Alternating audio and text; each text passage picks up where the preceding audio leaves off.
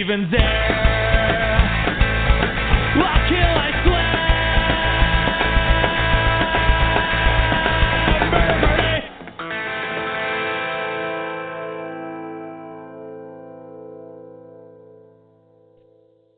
It shows here that I have a microphone that says boot. And I am Her Highness. You're me. Oh my God, that's so weird. And I'm you. Hey, I don't sound like you. Hey guys, welcome to our tent. We're in the tent. So you might hear birds and kids and the fire. Yep. Peaceful out here. We are actually just camping in our backyard because I've been working 6 days a week and we can't go up north. So we do what we gotta do. And could we go inside and record? Sure, we could. It's beautiful out here. But why would we do such a thing? Michigan. Mm-hmm. Thank you for listening to Michigan Murders and Music. You guys, we still only have 4 ratings on iTunes. Please, go give us some stars on iTunes. Although we did have a record number of downloads and listens this past week. Yeah. I kind of have a critter correction. Do it. We never specified how Amy killed that guy. They actually did kill that guy and leave him on the road. We said he got knocked out by a bottle, but yeah, he got killed and they left him on a road. Bam. There we go. Okay. So, any warnings, Boot? Oh my goodness. First of all, we have an explicit content warning. Her Highness sometimes says naughty words. Fuck you. Things like that. And we also want to just make you aware that, if you happen to find the neighbor kid masturbating for the 4th time behind your shed. The 4th? Yeah, it might be an issue. You might need to do something about it. It is known that voyeurism and excessive masturbating. I like to call it mass masturbating. You're okay. Just masturbating in the masses. It's a known trait of some serial killers. Now, does that mean that all boys are going to be a serial killer? No, because all boys masturbate exactly. like there's no tomorrow. But yeah, that's Don't let them listen to us and think it's okay. No. Who are we talking about tonight? We're talking about Jared Chance. This motherfucker came a little too close to our stomping grounds. Oh, yeah. And he is a raging mess. Yep. Barbara and James Chance gave birth to Jared 30 years ago. Jared is our subject for tonight. Jared's dad, James, he was a retired police sergeant. He worked at the Rock Island Police Department in Illinois. That's Illinois. For 24 years. I do too. That's why I did it. I know. They appeared to move to Holland, Michigan in approximately 1992. If you were to hold up your Michigan hand, where's Holland? Oh, that's right about... You're right on the lake shore. We're surrounded by lakes. Yep. It's on the west side, lake shore. After his James retired from being a police officer and they moved to the Holland area, he became a professional counselor. In 1994, he created Pro Counseling Services. There was said to be nothing negative about his business. It's a very noble thing to do, helping people. And then Barbara became a respiratory therapist in June of 2006, and she also has had no complaints about her business. So Jared Chance is from Holland, and apparently the people in Holland do not like the fact that we're bringing this up or talking about it at all. How do you know that? Oh, because we listened to another podcast, and... No, I don't. But I don't know what you're talking about. Oh, yeah, the Holland High School people are like, well, why are you bringing this up as, he went to Holland High School, and why does this have to do with anything from Holland? You're right. That was on a newsreel thing that we heard. Okay, I got you now. Mm-hmm. So he graduated from Holland High School in 2007. They also had another child. The younger brother. Here's a little history of Jared's run-in with the law. Jared had 38 interactions with the police. 38. Yep. Between the years of 2006 and 2016. So in a 10-year period, he had 38 interactions with the police. Crazy. As a teenager, Jared was caught several times stealing beverages, alcohol, and other small items from stores in Holland. Yep. I mean, if you can't find someone to buy your alcohol, you gotta steal it. I understand. We're familiar with Holland. Get it. What's it's there? A small town. There's, Meyer, and maybe a couple of liquor stores? A lot of rich people. A couple of gas stations?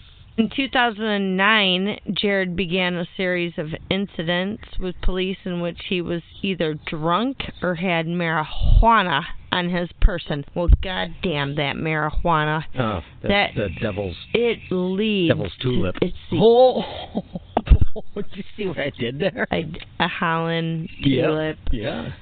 That Mary Jane, I tell you, it's a gateway. So here we go. He took a preliminary breath test at the Tulip Time Festival. What's the Tulip Time? Tulip Time Festival in Holland is Holland is they celebrate what Hollanders. From the Netherlands. Not in a bad way, Hollanders, like actual thing. I happen to be Dutch myself. Okay, and so I understand it. But tulips originated in Holland. Is that the thing? Well, they harvest them. It's their thing. I'm not really sure, though. Well, over at this festival, they wear wooden shoes, and it's a huge deal. Loads of people come in, parades and carnivals, and the marching bands. They have to play tiptoe through the tulips.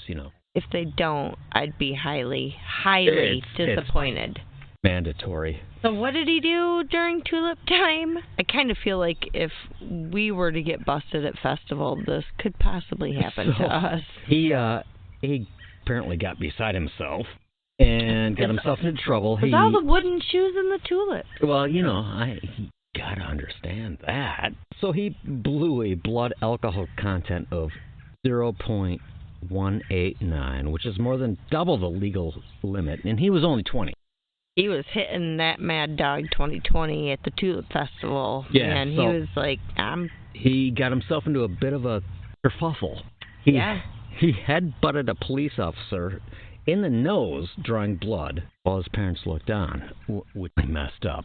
Yeah, he was also drunk on that occasion, and I'm not gonna lie, I would pay money to see this little squirrely dude that he is just headbutt a police officer. If I saw my kid doing something like that or even getting close, I would instantly... I'd go grab him by his scruff and drag him back home. Just gonna say, he would be, if he had hair, I'd have right by the nape. Jesus H. Christ. Mm-hmm. What does he do next? So, the next spring...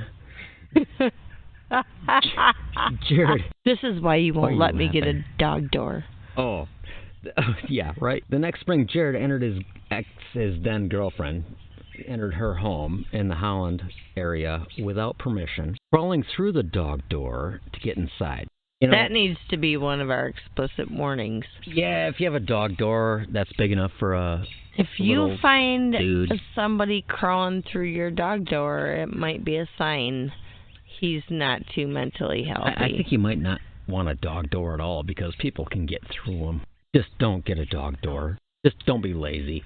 On another occasion, Jared's parents called 911 when he was drunk and he began punching the wall. The police came. He had a blood alcohol content of 0.13 this time. Now, I've been having a couple drinks. I'm pretty sure I'm on my way, but geez. So you wrote here that your BO content is at least 1.0. Yeah, I'm getting really drunk. Your BO. My BO is at level... I smell it from here. Oh my God, it's at level 1.0. You don't even know. Do you have a breathalyzer? You just get me a breathalyzer, okay, so your please. BAC is, Whatever, I'm not that drunk. I'm just fucking... So Jared was shouting at his mother and then threw multiple punches at the police. Oh my God. Punching the police officer right in the head. Nowadays, that'd get a bitch shot. Oh, it would. But they just tased him. They tased him, handcuffed him. They did something called a drive tase. Which I'm just going to assume is a lower voltage of tasage. I'm not sure. Tasage. Tased the heck out of him. Fuck yeah, again, I would pay to see this weaselly-ass little fucker get tased. Just, when you see him, he's just creepy looking. Okay.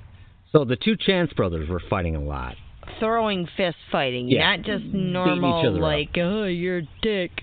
No, big ass fight. Fist fights. Yep. According to the police. Conrad, that's his brother's name. Mm-hmm. January 2016, they were fighting over a set of car keys. And according to police on the scene, Jared had red marks on his cheeks and forehead. Cheeks and forehead. Yeah, when they asked Dad about the incident, he was like, oh, nothing. The boys were just arguing. No, his dad's a dick. Well, he's a dick. Guy used to be a cop. He's a dick. 2 days later, Conrad contacted Holland police, stating he was assaulted by Jared. Yep. So, during a heated exchange between Conrad and Jared took a blowtorch. You know those blowtorches? A goddamn blowtorch. Yeah. Kept getting closer and closer to his face, acting like he was going to burn him. That shit's not funny. Not at all. When Jared was allegedly hitting Conrad with a stick, he told him, I'm going to kill you, faggot. I'm sorry. That's what he said. It's a horrible word. I'm not saying it. That's what Jared said to his brother. Oh. So Jared's beating up his little brother Conrad, saying, I'm going to kill you, faggot. Not cool. According to Conrad, the fight had actually been about Conrad stealing a 5-pound shipment of that Mary Jane that Jared... 5 pounds of marijuana? Yeah. Holy Pete. Jared was receiving from California. Oh, my goodness. Kid's kind of smart. He's like, I'm going to intercede this 5 pounds of marijuana and go make me some money. I think neither of those boys were innocent in either way. Just both of them were problem children. So they fought again the next week over the marijuana. I don't know. A week later, yeah. But Conrad told the police he thought his brother hit him hard enough to give him a concussion. Yeah, Jared told the police his brother had thrown hot coffee in his face. And that night, James, the dad, took his youngest son to spend the night at the Economy Inn in Holland to separate the brothers. Don't forget, the dad's a cop. Dad's a cop, yeah. And that's kind of a smart move. It is. Separate the brothers. Get them apart. However, you're also enabling their actions at the same time. Yeah. What they really need is a good dose of God. Good dose of, I'm going to punch you right in the face, son. That doesn't work. I don't know. The next month, there's another fight between the brothers. This time, it's about missing pills. What kind of pills? I don't know. And why are these guys so messed up on weed, alcohol, pills? And they're so young. They're not even adults. I could not find much on their childhood, so I can't give my professional You have a professional psychological opinion? I do. Okay. But not on this, because I couldn't find anything about their childhood. Just that these two are fucked up beyond the actual brother love. Like bromance happening. This is some fucking shit. So, when asked about the arguments between his sons, James and Conrad... James said that Conrad is always able to run away from Jared because he is faster. The brothers were 27 and 24 at the time of this fight-ish. And that's the last time we're going to mention their ages because years go by. Yeah. Just giving you an idea. They're adults. They're not like 12 and 14 or... They 16 and 15. They shouldn't even be at home anymore. Exactly. Enabler father. Jared's drug issues appeared to escalate in 2016 when Conrad called 911 as Jared was unresponsive and not breathing in the backyard of the family home. Yeah, Mom tried doing CPR on the son, and the first responders arrived. I can't even fathom finding my kid in the backyard overdose. No, apparently that turned out okay, but 4 days later, the Holland Fire Department was called again to assist Jared, and they administered a dose of Narcan. Which Narcan's pretty popular now because of all the opioid overdoses. Yeah, but he had overdosed on. Yeah, and they still don't do anything to help his ass. They've not. How many times this has been in like just a couple months? I think he's beyond help. I'm sure they have tried it doesn't so even seem hard. I don't know. The next month, 3 men beat Jared in the front yard of the family's home with an aluminum baseball bat. Now, this is part of my theory. Let's hear it. You know, a lot of serial killers, it's been said, or murderers, that they've been hit in the head in some way, shape, or form. Yeah. Or dropped on the head. I'm sure it didn't start right here for this occasion. Okay. I think it started a lot earlier. One of the last police reports in Holland involving Jared before he moved to Grand Rapids was called in by Jared himself. He told police, can you hear that motorcycle? Yeah. What song he was singing? I don't know. Oh, my only son. Yeah, I don't know. It just sounds like country stuff. I don't know what that is. Yeah, my only son. As Mary just started saying, Her Highness, one of the last police reports in Holland involving Jared before he moved to Grand Rapids was called in by Jared Chance himself. He told police that there were 3 subjects in the backyard wearing camouflage and carrying a rifle. How did you see them? Oh, if they were camouflaged? Yeah. What the heck? Jared, I think you're on crack, because when someone's wearing camouflage, you just can't see them. Dude, you can't fucking see them. That's why camouflage was invented. And you know the pink stuff that the girls wear? It's so cute. Oh, it's adorable. It only fits in gardens. It's with flowers and stuff? So if you're a girl murderer, you wear pink or purple camouflage, because you strike a pose in the garden until you're ready to shank a bitch. Yep. Okay. So he moved to Grand Rapids. Oh, like right around 2016. Yay. That's just a few years ago at the time of this recording. It's currently 2018. What? At the time of this recording. 2019. Oh, fuck me. It is. We're lighting fireworks. Okay, so 2 years later... I was like, the bombs are coming in. Holy shit. 2 years later, Jared's obvious slide into demise hits his bottom. I mean, we've been seeing him now we're in slide. 2018. Yeah, he's in Holland. He's been going, and then he moves to Grand Rapids, and he's like, bam. Apparently, it doesn't show. Who wouldn't see it? But okay, here it is. Go ahead. This is the timeline as it has been shown. I got most of this information off MLive, whom I love. Mm-hmm. Ashley and Jared were friends. They were hanging out as such at Mulligan's. What's Mulligan's, Boo? Mulligan's is a nightclub, bar, whatever you want to call it. That place has been there since I had an illegal driver's license. It's been there for decades. Years. Yeah.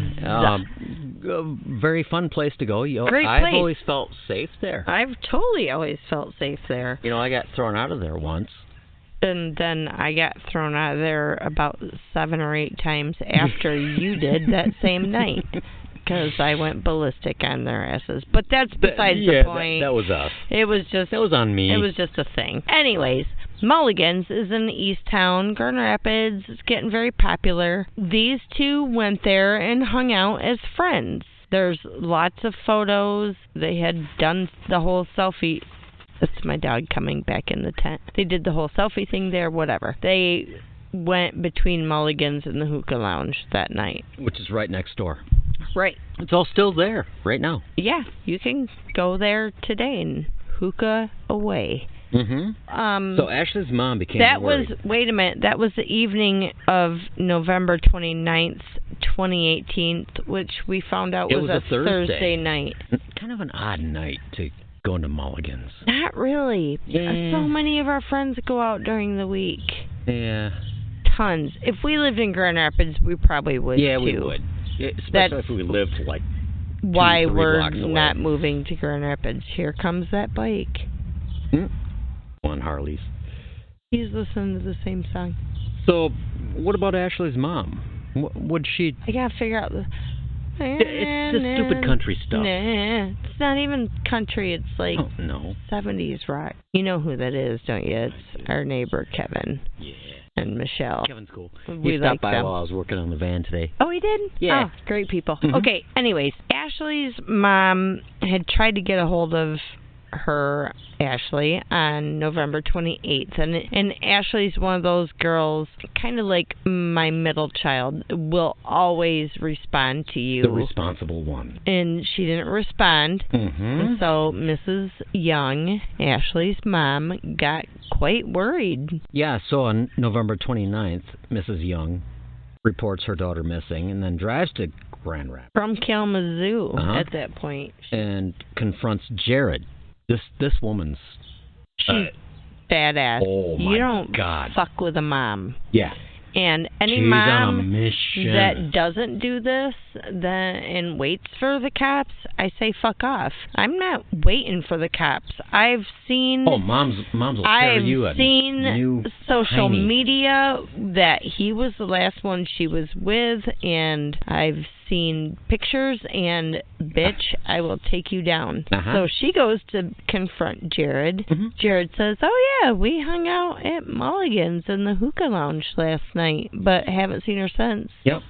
So Mrs. Young goes to Mulligan's, reviews the surveillance footage. They do have cameras all over the place there, which is a good thing. The manager's very helpful. Yep. They see that the couple, that they're not a couple, they see that they're there. The two of them, they left in the wee hours of the morning. The mom's not even going to fuck around and wait for the cops, like I said. She had vibes going off like a goddamn nuclear bomb. She knew something was wrong. She could feel it in her gut. She's a mom, and you just don't ignore those feelings, because if you do, you'll regret it. Well, what? And she was right on track. Spot on. Yep.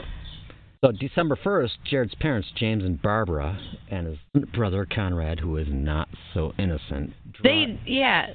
Go ahead. So they drive to Grand Rapids to bring him back to their home in Holland. He brings a box containing a black plastic bag with something in it and other items, including a mop. Okay, wait a minute. So this is December 1st from November 29th. So it's been like 2.5 days. Yeah. I am not sure about the smell of decay, but it stinks so bad. You worked at a crematorium for animals. Yeah. 2 days, I would think. Now it's November, so it's cold. But what as a little brother, you know how little brothers are. What do you got in the box? What you got there, big bro? Oh yeah. But they've beaten each other up so many times, like don't even ask. Yep. So they go with him in his box and take him to their house, which is a really cute little gingerbread brick house in Holland. It's the most adorable house I've ever seen. Cool. So on December 2nd, James takes Jared to the Grand Rapids Police Department. Jared's attorney said police, rebuffed by the father... I'm sorry, I have to start over. God damn it, Ron. December 2nd... fucking up the podcast. December 2nd, James takes Jared to the Grand Rapids Police Department. Jared's attorney said the police rebuffed the father and told him to contact Kalamazoo police, who were investigating the missing persons complaint. I'm having a hard time believing I'm this not buying one. that one bit. If someone walks into a police department... you gotta go down there. And they say, my son murdered somebody. Up the street, this right girl here.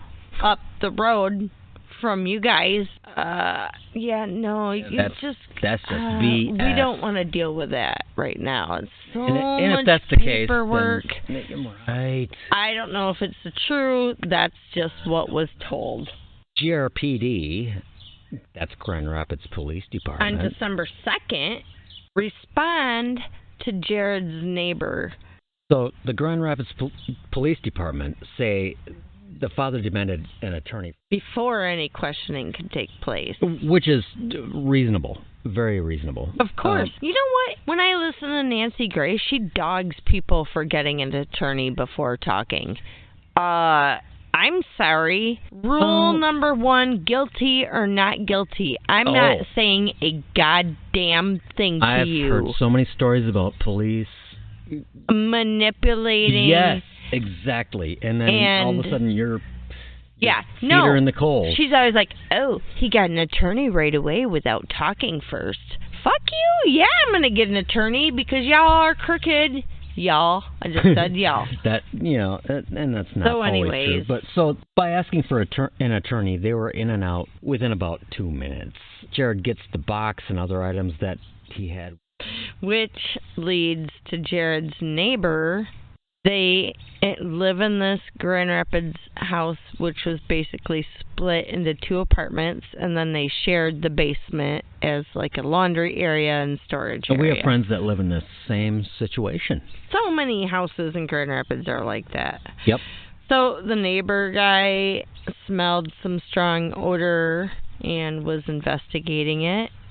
And what did he find, Boo? They found the victim's torso with no arms, no legs, and no head. Just mutilated. No way to really identify the remains. That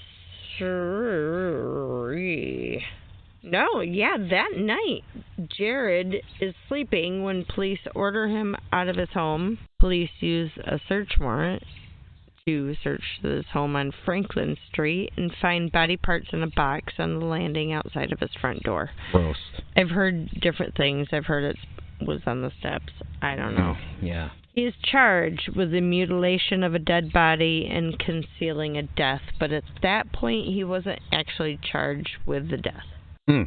So December 5th, Grand Rapids police used a search warrant for the home at Jared's parents in Holland.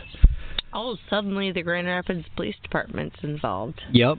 Under a couch, police find a reciprocating saw, suspected blood, and human tissue on it. When I first heard this story, they just said, we found a saw under the couch. Yeah, why the couch? We thought it was used for mutilation. Firstly, I envisioned a goddamn old school sawzall. No, not a sawzall. Like I was you're picturing like a handsaw? That's exactly when I heard the news at the time. That's what I envisioned. Until I started researching the story, and unfortunately, you can see pictures of all of this stuff. It's a fucking sawzall type of deal, and he just put it under his couch.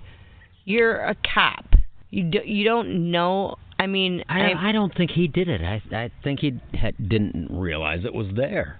Somebody, the situation can mess with your brain a little bit too, but still, under the couch is going to be the last fucking place I hide something. Yeah. So on December 7th, D-Day? Yeah. December 7th, DNA tests show that the torso found in Jared Chance's basement is Ashley Young. Her family and friends are blatantly devastated. She has the most beautiful eyes and smile with a cute little dimple, and it's a shame. So young and just a disgusting, horrible way for this young lady to pass away. December 12th, James Chance. Wife Barbara. Yep. They're charged with perjury because they apparently lied in court. Yeah, and in being accessories after the fact. Mm-hmm. The husband... I think we already said this, but he was a retired Rock Island, Illinois police sergeant. Tells the judge, I'm not guilty. Well, not guilty of the murder, but... No, but you're guilty of letting your son get away with bullshit for 10 years. And cover up the murder of a woman. Mm-hmm. Like, for fuck's sake. Oh, yeah. Things just spiraled. Police say that the couple knew that their son cut Ashley Young's body into multiple pieces, but did not disclose this information during the questioning. January 3rd, Jared is finally charged with open murder and 4 counts of tampering with evidence. A probable cause affidavit says Jared told others he knew how to kill someone and get away with it. Oh, good for him. Yeah. Such a big boy. Yeah. Witnesses said that Jared appeared obsessed with a small revolver and once, with the gun unloaded, pointed it at his brother and pulled the trigger several times. That is so messed up. I would beat the ever-loving shit out of my kid if I ever saw him do that. Oh, my God. He probably did it when the parents weren't around, but that's... Who knows? You don't fuck with guns like that. No. Rule number 1, don't point the gun at anybody. No. Dumb shit. Unless you want to kill him. January 10th, Conrad, the little bro, testifies his brother seemed very disturbed during that car ride when they picked him up with the box of goodies and drove down over to Holland. Why did no one ask what was in the boxes? I'm pretty sure Mom and Dad knew what was in the box. Conrad just didn't ask. Just don't ask. Parents had to know. I'm sure it was a very quiet ride. It's about a 40-minute drive from Grand Rapids to Holland. Christ. Grand Rapids District Judge Michael Distel ordered James, the dad, to stand trial on charges in the Kent County Circuit Court. Mm-hmm. The mother, good old Barbara, waived her right to the probable cause hearing and had her case bound over too. January 11th, 2018, Jared has a probable cause hearing before Grand Rapids District Judge Jennifer Faber, who orders his case bound over to Circuit Court on all charges. What? I don't know what that means. It's just legal bullshit that I probably copied and pasted from somewhere. Sorry. Grand Rapids Police Department say they have found evidence of blood and human tissue in his home, in the kitchen and in the bathroom. Gross. Police think that Jared shot her in the head before dismembering her body. However, the forensic pathologist, David Start, said an examination of the torso, along with information from investigators, led to his conclusion that the case is a homicide, but the cause by unspecified means. Unspecified means. As far as I know, from what I could find, they still don't know where the head is.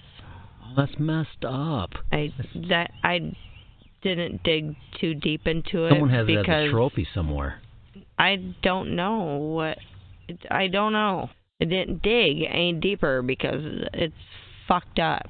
So what do we know? We know that after Mulligan's, Ashley was seen alive with Jared around 1:39 a.m. on November 29 at a local liquor store about a block away from his apartment on Franklin Street. Okay, thank you, surveillance. Yeah, you're always on camera. Always, you gotta watch yourself. Surveillance America, check out that documentary. People have it on their porches. That'll freak you out. Later, Grand Rapids Police Department did find a receipt that showed that Chance purchased ammonia. And beer. Wait, okay.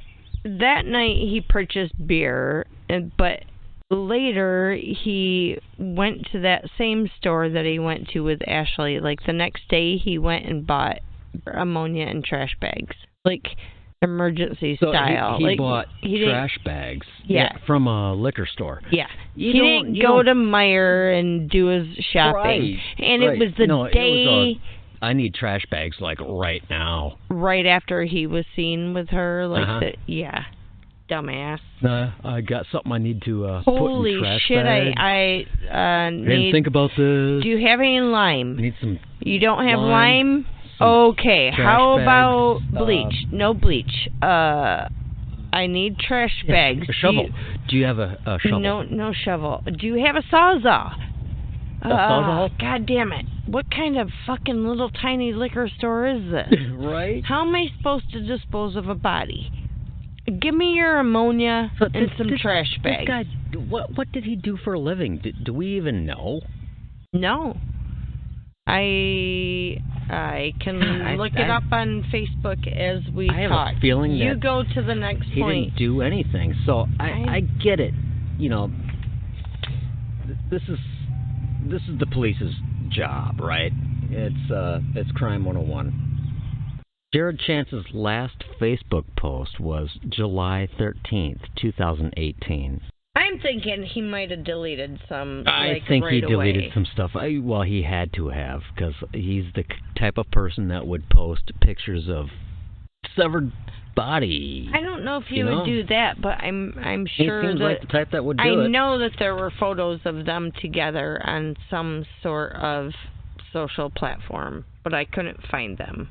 So, but the things that are not on there are selfies or anything like that. No. He thinks he's all that. He does. He looks like he's on crack, except for he has all of his teeth, but he has like this profile photo where it's like, look at me and my flat bill hat and my eyebrow that goes up to the right. Here, I'm going to show you right now. And it's a picture of him standing in a bathroom taking a picture of himself in the bathroom mirror. Yeah, here it is. Oh, look at good heavens. Yeah, look at me in my flat bill hat. Yep, taking a picture of myself. I know that. Looking all cool. I know that person. Okay, don't know him keep personally, reading and I will see if I had a job. That is the disgustingness of Jared Chance. He's just first off, douchebag. How do you... Okay, I drink and have gotten kicked out of bars. How do you have, what did we say, 30-some interactions with the po-po? Within a 10-year period. And you're not in jail. I don't understand that. Me neither. I would think after the third, maybe fourth time, they'd be like, okay, like, come on, let's go. I feel like there was just never enough. It was like, you know how we see the cops around here all the time lately? Interacting with... they're not out for, joyrides. They're interacting with our neighbors. After a little while, someone has to go to the pokey. And one of our neighbors is in the pokey. Okay. That is the disgustingness of Jared Chance. It's disgusting. And I didn't dig enough, and it doesn't say if he had a job, but apparently he fucking probably sold meth. Ashley was just a beautiful... I feel so bad for her family. There is a remembrance page for her on Facebook. You can buy t-shirts and donate to the family. So please, Jared is in prison right now. Please do that. Yep, he's in prison and he's awaiting trial. Yeah. What do you think about vigilante justice? I think someone should shank that motherfucker. I don't wish that upon anybody, but if it were to happen, He blatantly... I set my notes down. Pee like a racehorse. God damn it. God fucking damn it. What a perfect place to stop. Why do you always say racehorse? Gotta pee like a Ron who's been drinking Natty Light. Okay, Boo, we need to finish this podcast up. Stop raping your dog and get over here and tell us who our happy ending is tonight. We have a happy ending tonight. Yes! Yep. There is a band from Grand Rapids, Michigan, called the All Night Tigers. I don't know if there's a "the" in front of them. You're right. I think it's just All Night Tigers. This band consists of Mark Savage, Jay Harnish, Guy De La Fly, and All Hail the Almighty Nate Maynard. Oh, these guys are great. It's fantastic. We're going to actually feature 2 songs. Fast guitars, pounding drums, throbbing bass. Throbbing bass? I've got one in my pants right now. I can't read anymore because that just made me excited. And rockin' vocal harmonies. I like these guys. I do too. It's just raw, like early punk rock stuff. Not polished, but good. Oh, fantastic musicians. It's good stuff. And Nate Maynard on drums is just like... Oh, yeah, he tears it up. Oh, yeah. All those guys do. You can find them on... they have allnighttigers.com. You can find them on Facebook. They're on Spotify and Bandcamp. All the good places. You can book them for a gig at your bar, wherever you may be. Yep. They'll might come to you. I've seen them live a couple times. These guys are good. Yeah. So, do you know the name of the songs? No. Here's 2 of the songs from All Night Tigers. Yeah, we're playing 2 songs, Tigers in Babylon and then Red Wine. Why are Great they lucky stuff. enough to get 2 songs? Oh, guys. Ooh, yeah. Please. Have a good night. Yeah, have a great day. Go outside. Enjoy. It's nice out. Play outside.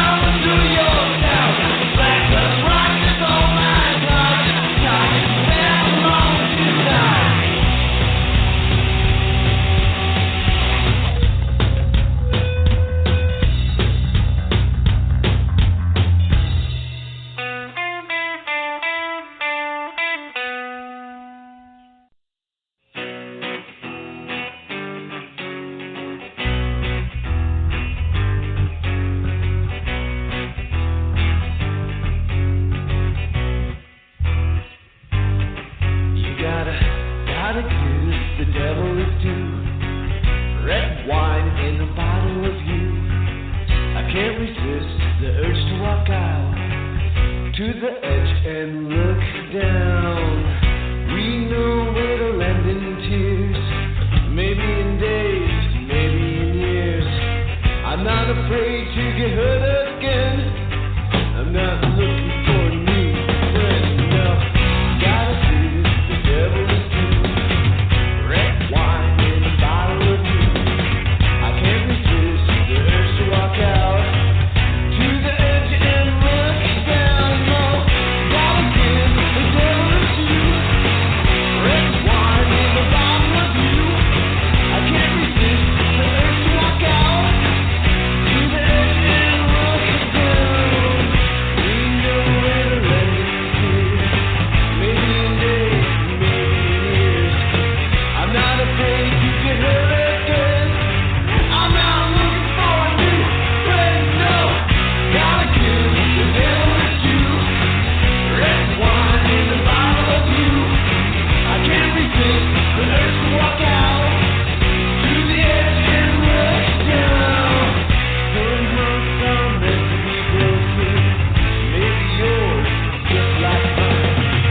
I'm still in love with romance. So if you wanna take a chance, you gotta give the devil a chew. Red wine in a bottle of you. I can't resist the urge to walk out to the edge and look down.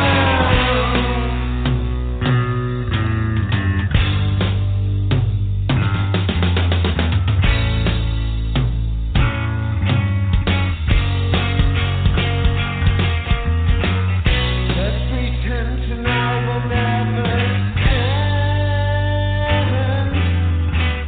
Let's pretend tonight will never end. Let's pretend tonight will never end. Let's pretend tonight will never end. Let's pretend tonight will never end.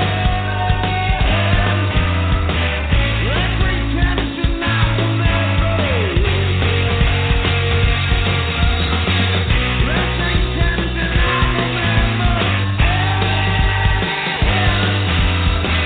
Let's pretend tonight will never end.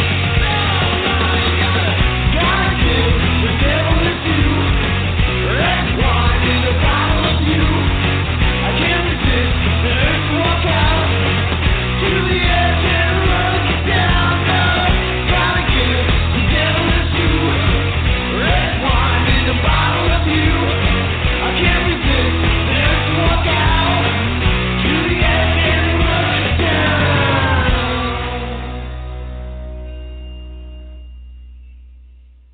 We here at Michigan Murders and Music personally download our tunes from our favorite website, bandcamp.com. And no, we're not sponsored by them. We just love them. We do talk about a lot of nonsense, but seriously, go to bandcamp.com. Yeah, check it out. Check that shit out. It's an amazing way to get music. You can support your local music scene. You can support our local music scene. Like we have one. We have do. a huge local music scene. You can buy all of the music that we highlight here at Michigan Murders and Music and usually donate your own price to get it, which is fantastic. But remember, they need money, so donate a decent amount. You'll find all kinds of fresh music. Look up Cool stuff. your own town. I bet you can find local music from your own town. You'd be amazed there. what people are doing around your area. Exactly. Michigan Murders Music would like to thank Murder Party for the opening tune, I'll Kill, I Swear, which can also be purchased on Bandcamp, like we did. Yep. Michigan Murders and Music is produced by Das Boot. Present. Written and edited by Her Highness. As we said, all music is purchased on bandcamp.com. Support local music or die.